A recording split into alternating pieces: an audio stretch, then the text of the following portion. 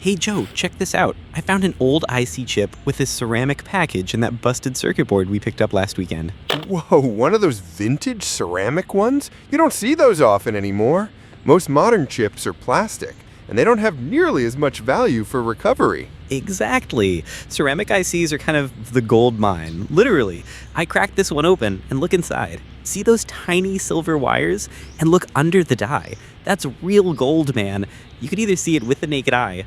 Look at that shine. Pure golden yellow. That is beautiful. You know, not many people realize it, but these old ceramic IC chips are some of the best sources for gold recovery. It's not just a shiny novelty. If you collect enough of them, the gold content adds up pretty nicely. Totally.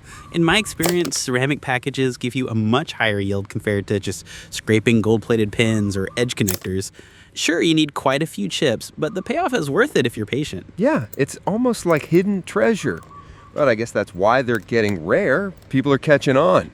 Exactly. That's why I always keep my eye out at Ewaste spots and old electronic sales. You never know what you'll find. In fact, in the next video, I'm going to try extracting the gold from this chip and show the full process step by step. Should be fun to see how much gold I actually get out of it. I'll definitely watch that. It's not just about the gold, it's about understanding the value in these old forgotten components. Plus, you're keeping waste out of the landfill. Yep, gold recycling is both rewarding and kind of addictive. So if you've got old electronics lying around, don't throw them away. There might be more value inside than you think. Right on. And hey, don't forget to hit that next video when it's up. You got it. Thanks for watching, friends. See you next time.